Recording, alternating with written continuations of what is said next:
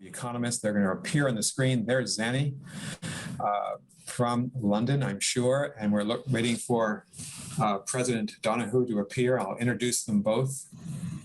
And Zanny, maybe I'll filibuster by telling you, telling our audience of people in the United Kingdom, in Europe, around the world, as well as the United States, when I tell my students at Harvard Kennedy School that they must read the most important periodical in the English language, it's the Economist magazine. I know you'd agree with that statement. Well, that's very kind of you, Nicholas. Very nice to be here. I think Minister Paschal Donohoe is actually here. At least I can see him. Very good. Well, hello, everybody. Well, good evening, good afternoon, and it's such a pleasure to welcome to the Aspen Security Forum the president of the Eurogroup, Paschal Donohoe. He's also the finance minister of Ireland. He's been president of the Eurogroup for a year now. And I was going to say, President Donohoe, many here in Washington, I think, still don't understand the centrality of the Eurogroup, both within the European Union in promoting economic growth and coordinating EU economic policies, but also your relationship with the United States, with Japan, with China, with India, the other major economies of the world. So we're looking forward very much to this conversation. And just before you appeared, I was just saying very nice things about the Economist magazine. And Nicholas, I would like to echo all of that. Not so long ago, I used to collect the Economist in those lovely red binders they used to have. And I had them all lined up in my hallway, but I'm afraid I had to dispense with them, and not just because of the arrival of the digital era, but they became a little difficult to reconcile with demands of family life as well. Well, that makes two of us who are lifelong readers of The Economist. And I want to welcome you to this virtual stage. And Zanny, thanks so much for conducting this interview. Thank you very much. And thank you both for your very nice comments about The Economist. So Paschal, if I may, let's start. We've got so many things we could talk about, but let's start with the state of the recovery. You are, as was just said, president of the Eurogroup, and the EU, I think, earlier this year, perhaps 3, 4, 5 months ago, many people would have said, and indeed, I think we wrote in The Economist that, the EU was rather sluggish in its vaccine rollout, and the recovery looked as though it was going to be much slower than that of the US. And now I think sentiment has somewhat shifted, both much more positive about the EU's recovery relative to where people were a few months ago, and perhaps, more clouds than expected on the US horizon. So how do you feel about the strength of the US recovery, of the European recovery? Is COVID now in the rear view mirror for Europe? It's not yet in our rear view mirror, but I think I could make the case to you that after a difficult start, particularly with our vaccination program, that we have really, really accelerated and caught up, and we've made a lot of progress that many may have thought we might not make at the start of the year. If I look at where we are from a public health point of view, we now have 70% of all adults have received one vaccination, and we've 55% of our adult population fully vaccinated. And if I look at where we are economically, the latest forecast for the euro area would indicate that we'll get back to our pre-pandemic levels by the end of the final quarter of this year. So I believe from an economic health point of view and a public health point of view, our recovery is picking up speed. And I still think there's upside in where we are economically, but I couldn't go so far as to say that this disease is in our rearview mirror yet. So one really striking aspect of the EU's response, relative, say, to its response to the global financial crisis, has been the scale and nature of the European fiscal response. And for our listeners in the US, it's not quite the scale of US stimulus, but by European standards, it's really quite dramatic. And there's been the creation of this recovery fund, which is for the first time, really jointly issued EU bonds. How transformative has all of that been? And people have talked, as you know, about this being a Hamiltonian moment for Europe. Is it transformational for the EU? And if so, how is it going to change the EU going forward? I do believe we've gone through a transformative phase for the European Union, and we are dealing with a disease which, as we all know, uses interdependence and contact as a way of travelling. And we have in the European Union a political project that uses interdependence and contact to try and create a political project of strength. And in some ways, this disease was a perfect enemy for the European Union, given the value we place on mobility and contact. And economically, there are two ways and two, I think, reasons in which we have shown our ability to change. The first one is the Recovery Fund, which is a central fund of grants and loans, which even 18 months ago would have been unthinkable. And secondly is the flexibility of our budgetary response at national level. We've gone from deficits that are on average around 0.5, 0.6% across the euro area to last year we ran a deficit of 7. This year it'll be around a deficit of 8 across the euro area, all of which has enabled an economic response of scale that in turn is creating the foundation for the euro area and the European Union to recover.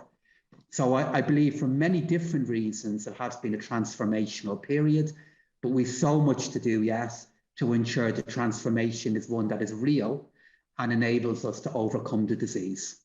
Does that mean that the Recovery Fund is going to be permanent and the kernel of really a more federal fiscal policy? There isn't at the moment a consensus for the Recovery Fund to be permanent, but there is a consensus for the Recovery Fund to be in place for a number of years.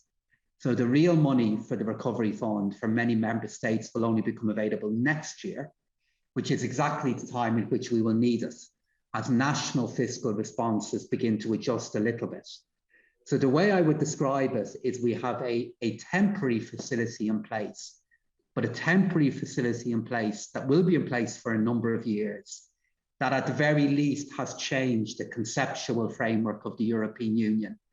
And if we did face a moment of existential economic challenge last year, it's one we're rising to. And that of itself has immense value for the future of the European Union, even if this fund is only temporary in nature. And what about the sort of scale of the intellectual shift, if you will? I mean, Europe, certainly in recent years, has always been the sort of place where austerity has been much, much more high priority than expansionary fiscal policies. The Germans, and I'm going to exaggerate a little bit, but don't really believe in Keynesian policies, or many of them didn't. Is this now a permanent shift to a more Keynesian framework within the EU? Or again, do you think this is just something temporary and needs to change? I think it is a demonstration of a more agile fiscal stance. If we take Keynesianism all the way through and talk about it being a response by the state to where market economies are in their economic cycle, what we saw happen in Europe and indeed in America and many other parts of the world is the state step in as the private sector economy was asked to close by the state. And the state stepped in all over the world as a provider of income of last resort and a provider of demand of last resort. But of course, the converse also applies, that then as the private sector begins to regenerate and begins to recreate itself as public health restrictions change, then the question is how the state can then respond back to that. And I think it is fair to say we have seen the case for agility being accepted within the European Union by the magnitude of change of fiscal policy within the European Union. And I was present in the meetings of finance ministers a year ago, though it feels like a lifetime ago, where my colleagues from Italy were talking about what was happening in Bergamo, when my colleague from Spain was talking about her fear for what it could mean for the lives of her citizens. And those were moments that required flexibility in budgetary responses, and that has happened. And that of itself will leave an imprint. And I think the last piece of the jigsaw is an acknowledgement that the economic conditions pre-COVID weren't satisfactory for in enough democracies within the European Union as well. And I think politicians like myself are keenly aware of that now as we look at the budgetary choices that we'll have to make across the next couple of years. One of the other distinctions, I think, between the US response and the European response. It's not just scale, because the US was even bigger, but was the sort of nature of the response. And I think in the Europe, broadly, there's been much more focus on keeping people attached to their existing jobs, paying furlough, keeping businesses going, much, much more so than in the US. And one question is, do you think that means that, given that the post-pandemic economy in certain important ways is going to be different to the pre-pandemic economy, is there a risk that Europe is sort of ossifying a bit by keeping people attached to old jobs? I don't believe that's a significant risk, to tell the truth. And the reason why I don't is I look at how economies across Europe have responded to the more recent lockdowns that we've had, which again, in fairness, is not a trait unique to Europe, where we are seeing both income and employment being able to adjust with a speed that it wasn't able to do in the first lockdown.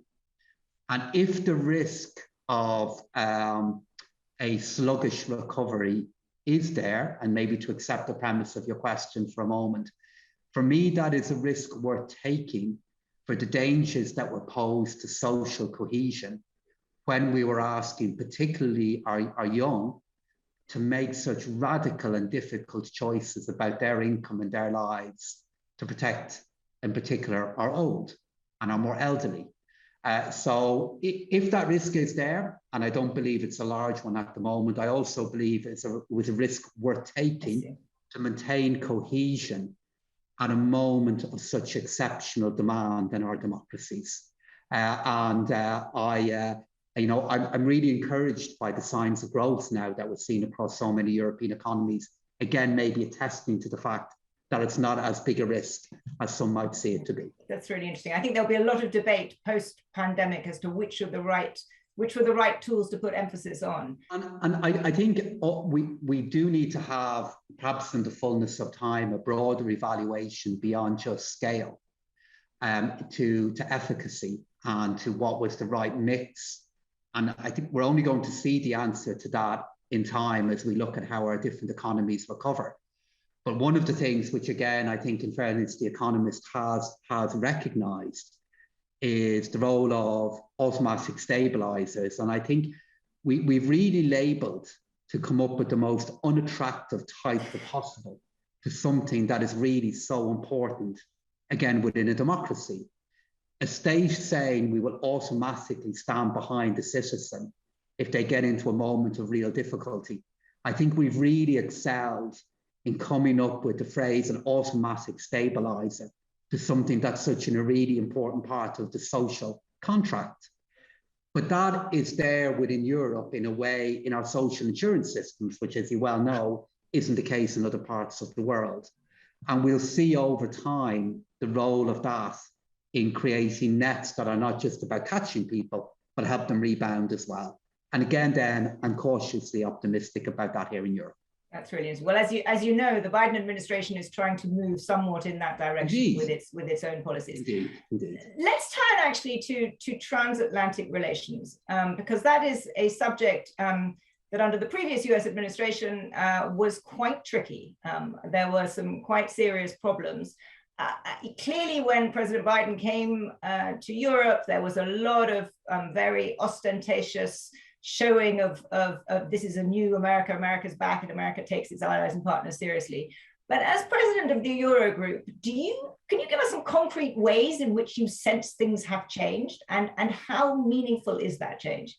Well, let me just give you a very practical example of the difference that it's made.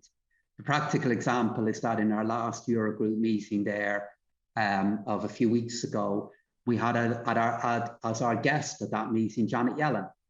And she spent an hour and a half with all the finance ministers in the European Union in a very informal exchange of views regarding indeed the topics you and I have just discussed. And that is a change in tone and a dial-up of engagement, which is just an immense change versus where we were in recent years.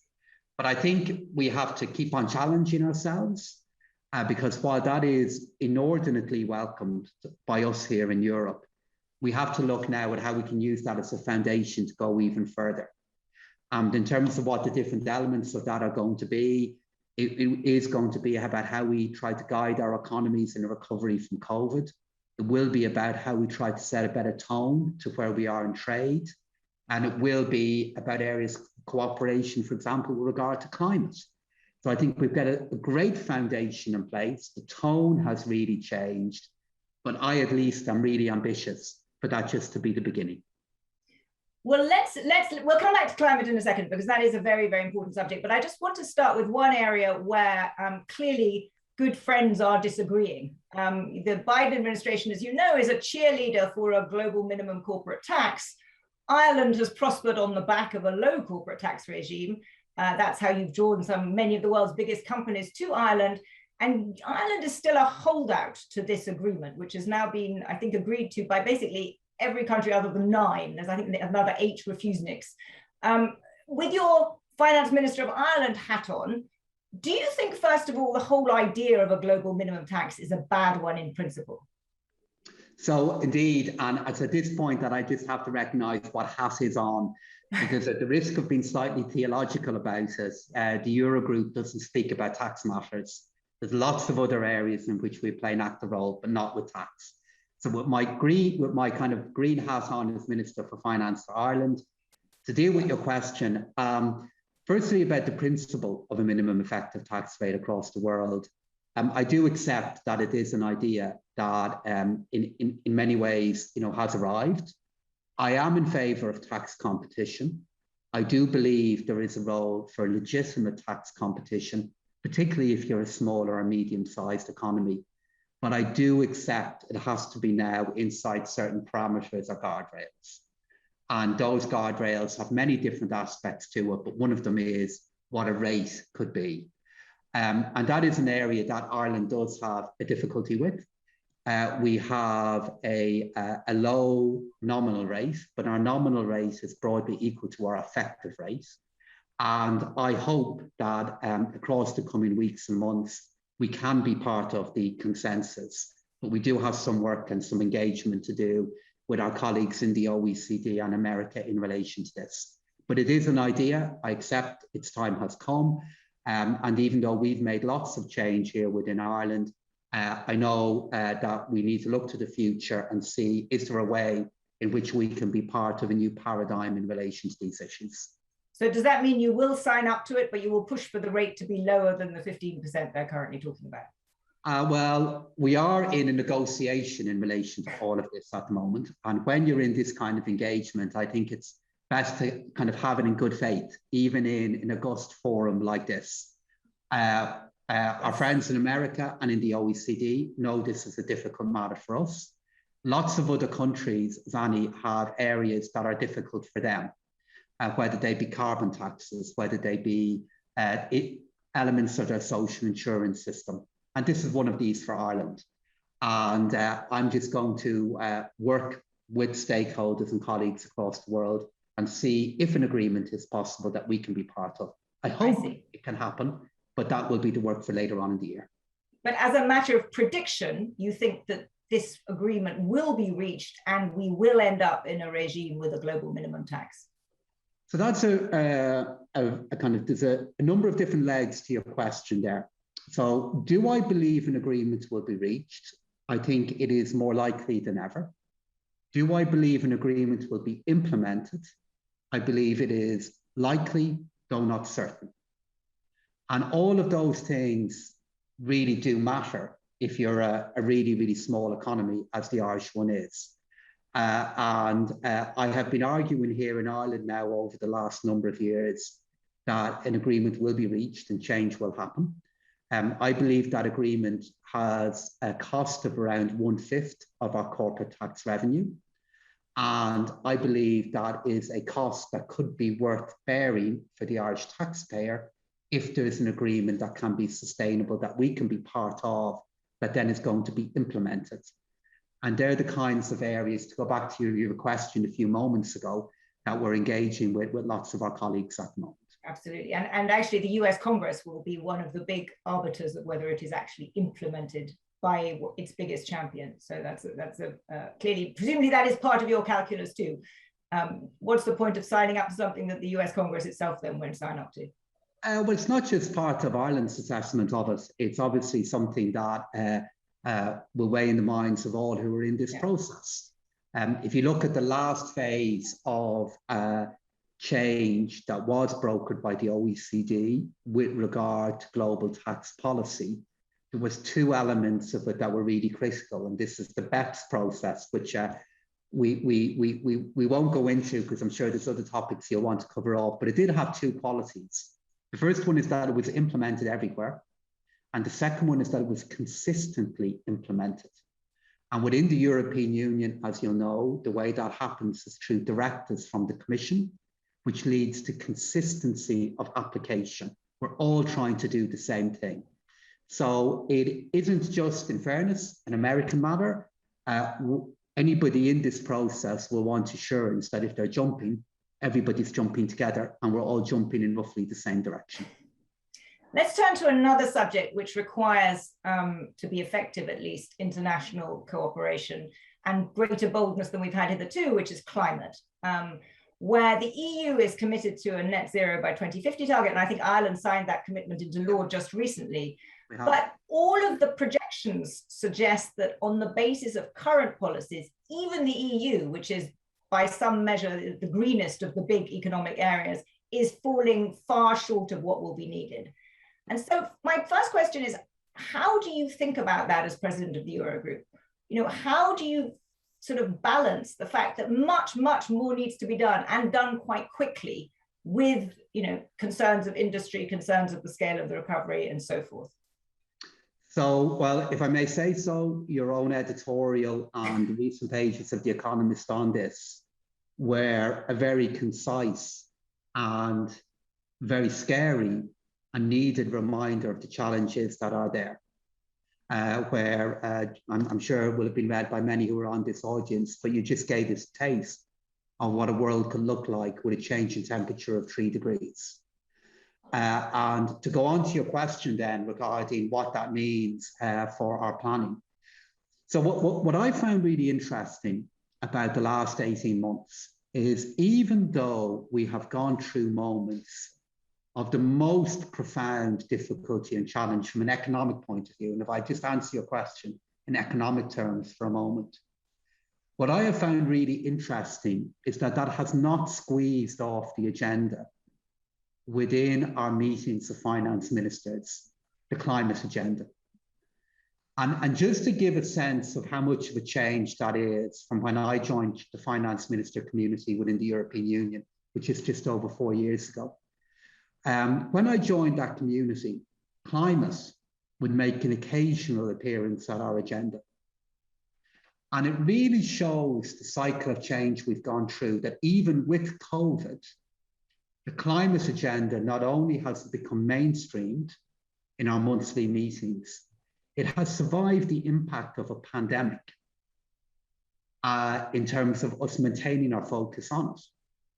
So that for me is a sign of the needed resilience of this now as a topic for our attention. To then go on to what it means for our planning and the work that we are doing. It is clearly featuring now from a budgetary point of view in the way it wasn't a few years ago. And if I look at the engagement that we're now having within our finance ministers group on topics like carbon taxing, carbon levies, taxonomy, green bonds, these are now regular areas of engagement despite the pandemic, and they barely featured 4 years ago. And while that is in some ways only a very minor indicator of how prominent it has become, it's still an indicator that does tell a story regarding the focus that is there. All of my finance minister colleagues, I believe, are now devoting, given this existential challenge, the time that it deserves and the focus that it needs, but that doesn't diminish the challenge that we have ahead of us. That's, I mean, that's, you know, for those of us who think more needs to be done, that's music to everyone's ears. The question, I guess, is which policies become mainstreamed? And a couple of areas Europe is really in the lead sort of intellectually. One of them is carbon border adjustment tariffs, where, you know, you have proposed it, it's being looked at. One, what is the odds of it actually being introduced and being more than just a kind of token amount, being a serious policy? And two, do you think that carbon border adjustment tariffs are going to be widespread in their use by most economies in the world? Yeah, so if I could draw a parallel. So earlier on in the debate, in our discussion here, you were talking to me about the recovery fund. And I think both of us were accepting that this is something that even 18 months ago genuinely would have been nearly unthinkable within the paradigm of the European Union as it was then. And 18 months later, it is now been implemented. And I think that gives us a sign of what could yet happen with other challenges that we are facing, most notably climate. So therefore, that sets the background then to answering your question. Do I believe it is possible? I firmly do. Absolutely. Even though it is a topic that even when you make an initial and first contact with it, it's nearly as complicated as the reform of global corporate tax policy in terms of what it means and how it needs to be implemented. But despite that, I do believe that it's possible within the European Union that this is something that will happen. We then go on to the second part of your question then regarding what that could mean for global trade policy. That is above my pay grade in terms of how broadly I think it could be implemented. But even there, I'm more optimistic than I would have been a year ago. And I can certainly see within bands of the global economy, within certain trading blocks, a path to it becoming a reality in certain forms of trading, in certain forms of material. And again, if you put that question to me 18 months ago, I would have condemned it to the realm of something that was possible in theory, but not in practice. So there is a big shift taking place now. And what's the risk that this becomes a vehicle for protectionism? And let me put it in a broader context too, because one of the big changes we've seen on both sides of the Atlantic, and actually more broadly in the last 2 years, has been an embrace of not just bigger government and more spending, we've discussed that, but kind of government interventionism, from industrial policy to, you know, reshoring of supply chains, to almost a picking winners focus that is now sort of seen as, you know, perfectly normal, part of what governments do. And I, you know, I guess coming from The Economist, I can't help but worry about this. You know, we're moving very far from free markets. Does that concern you? I mean, one of the great strengths of the EU has been the single market, the principle of competition. All of those things seemed, and I think carbon border tariffs have a potential danger of leading in that direction too. Are we going in a kind of dangerously statist, interventionist direction?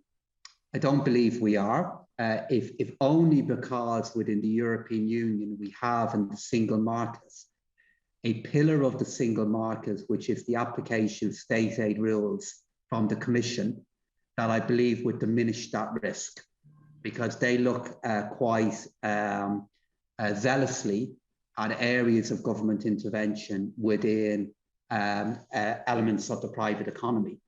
So I don't believe that risk is that prominent at the moment, but the reason why I believe that change is happening is surely it's happening as part of a broader debate that, again, The Economist is in regarding what kind of globalization do we want? And do we want a globalization that is synonymous with unfettered markets and a very pure version of neoliberalism? Is there public and political consent there for that to happen? I don't believe it is. I don't believe there is a consensus in place for completely unfettered and regulated markets.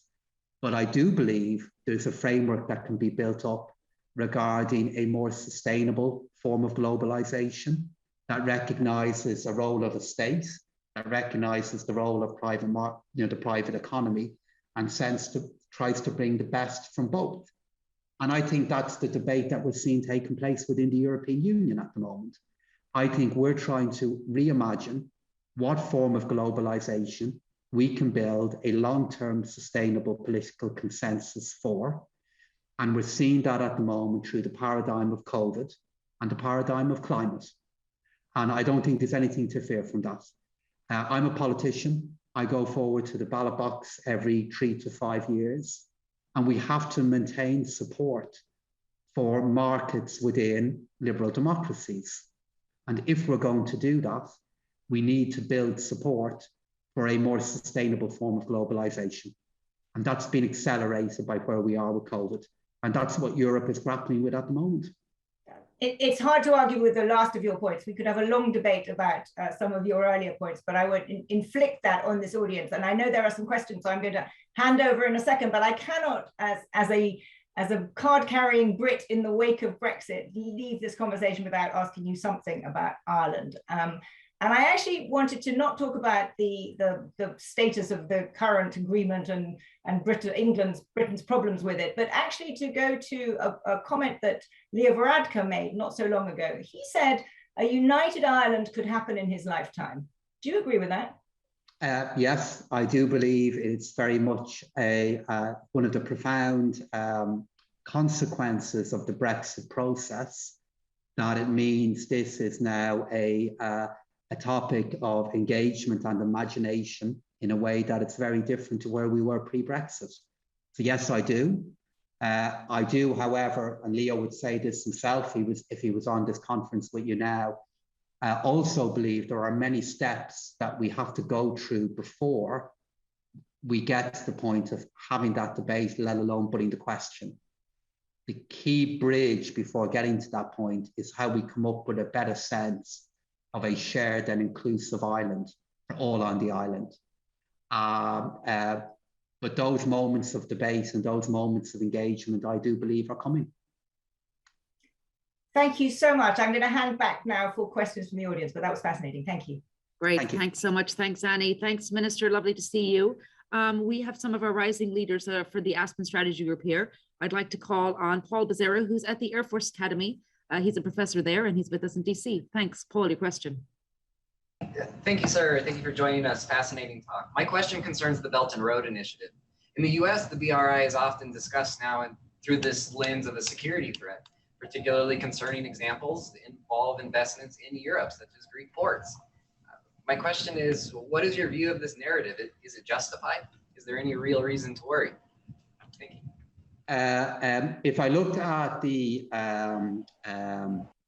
development of that initiative within the European Union at the moment, I would say so far that while I can understand why you're putting the question to me, I don't believe it should be a cause of worry in terms of the impact of that initiative on the European Union.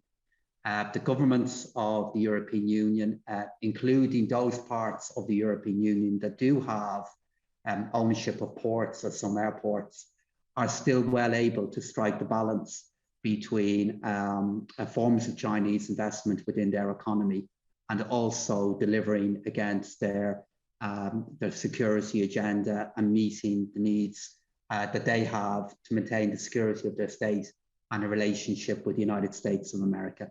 So I don't believe that should be a cause for worry at the moment.